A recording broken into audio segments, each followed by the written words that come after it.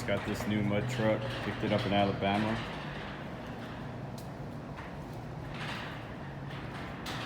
Took the motor out of it last time. We'll be filming what we do to the truck as we get it ready.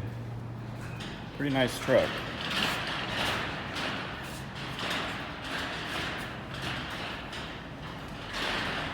Today I'm just going to change the oil of the new motor that's going to go in it.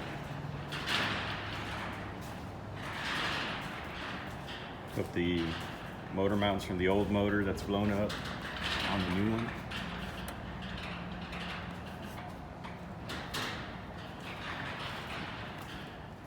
Let me show you all the stuff we have going on in the shop. I need to get this thing cleaned up.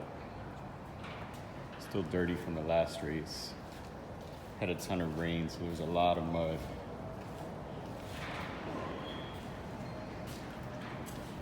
We're also working on this. David ended up breaking his rear end and his transmission. So got it all apart.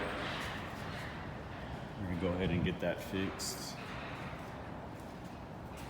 Purple Nightmare is just chilling, waiting for the season to start.